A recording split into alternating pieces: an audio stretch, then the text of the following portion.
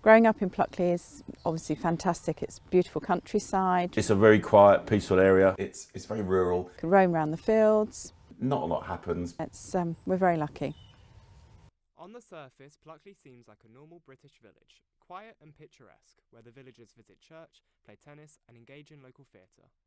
Under the skin, a dark history of murder, a dozen ghosts and strange events festers.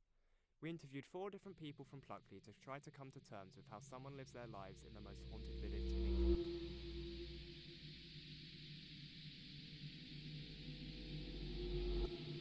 Helen Baird, pig farmer and farm shop owner. My name's Guy Washer. I'm retired. I used to work in market research and we've lived in the village for about 23 years. My name is Dermot Nally and I'm the landlord of the Rose and Crown at Monday Boys. I'm on the parish council, which I suppose we don't, there's not a lot parish councils can actually do legally, but we're responsible for things like village halls, recreation grounds. Owning a pub in a small community like this is interesting.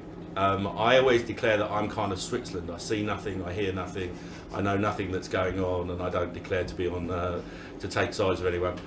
I love the fact that we feel safe and we all get on, we know each other. It's very quiet, we do quite a lot of cycling and it's a nice place to cycle around. Living out here is basically, we're very happy. It's where we want to be at this phase of our lives.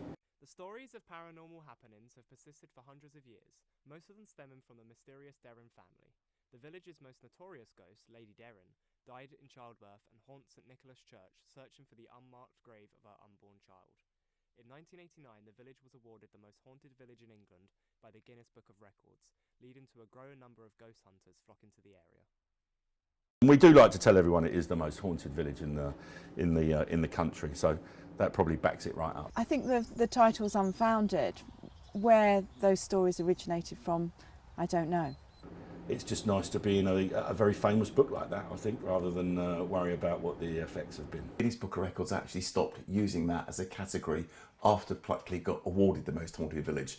So it probably is because nobody else has ever done it since. For people that attend the church, it is a nervous time for them when people come to visit. If you ask the locals, they don't want any tourists. I think the ghost hunters, if they want to come, it's like anything else. It's probably fun. They're normally on their way to Deering Woods and are generally looking for a bit of Dutch courage before they go in there in the middle of the night. It's probably interesting and it's something to do. You know, if they do come through, then obviously we look after them as well. You just hope that if people come in, they can kind of respect the fairly rural environment. In the past, there have been gravestones that have been damaged, and I think there's been damage to the actual church itself in the past.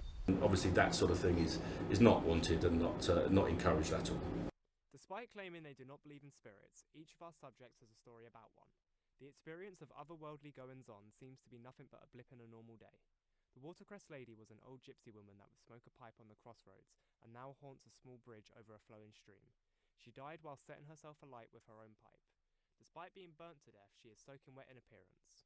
Whilst the others are affected by an unnamed and faceless ghost, who could be any of the other 12, potentially the schoolmaster who hung himself on the school route, or the phantom of the Pinnocks who only appears as a black silhouette on a stormy night.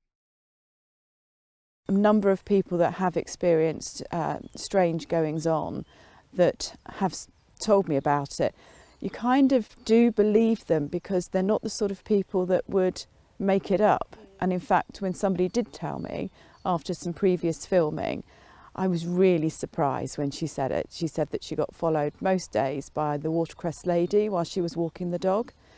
And she's just a normal, regular, middle-aged woman. I didn't question her about it, A, because I was surprised, and secondly, she's a lovely, trustworthy lady. Why wouldn't I believe her? They were sitting, drinking and chatting one evening, and it was quite late when literally one of the pictures that was on the wall flew off the wall and actually smashed on the floor, and there was absolutely nothing that was going on. There was nobody else that was there that could have caused it to fall off the wall or fly off the wall, but it was described as being flying off rather than falling off. And she said it did go noticeably cold as when that actually happened. It felt very cold around her. but she didn't feel frightened by it. She said it wasn't a scary feeling, it was just something that went on, but it wasn't scary. It was just like an odd something that you couldn't explain. But that's probably the nearest I've ever come to anything that I'd regard as being ghostly. There's one genuine story that I have here. My son used to live upstairs when he was working in the kitchen for us, and I was here late one night, and I was on my own. The last customer had left. It was quite late, and I heard footsteps upstairs. So, and genuinely, they were. I mean, the flat is right across here, and they went right across my head, and there was no doubt that it was footsteps right across.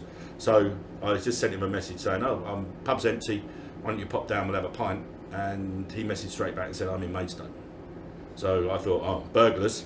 So went up, but the doors were all still locked up to the flat there because it's an external exit. So I went round, had to unlock all the doors and went upstairs, and there was no one there. Everything was completely as was and nothing in there. But I promise you, I did had someone walk straight across my head from there. But, you know, that's the only thing that's ever happened and the only experience I've had in that front. The heart of the unexplainable is the village's woodland, dubbed the Screaming Woods, where in 1948 a massacre occurred.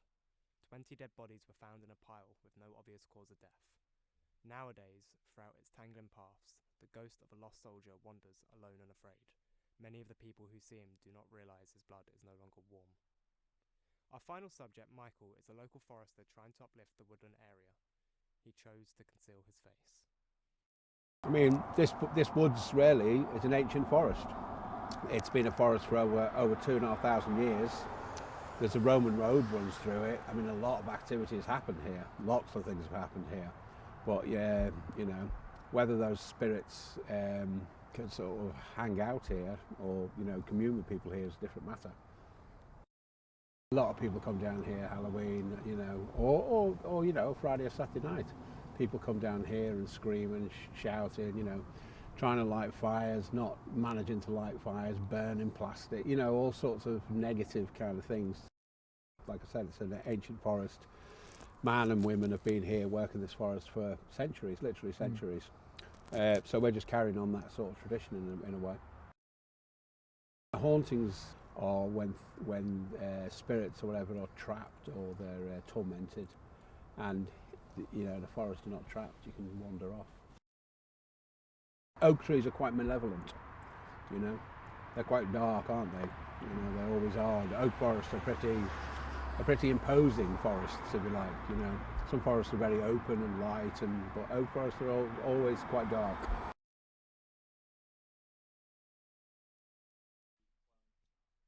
Our time in Pluckley was eerily quiet and unnerving. Despite not witnessing anything supernatural, there was a prevailing sense that someone was watching us, from a slit in a curtain or the leaves of a distant tree. Either the village did not want us invading their private slice of England, or that there was a ghoul shadowing us. We are not sure.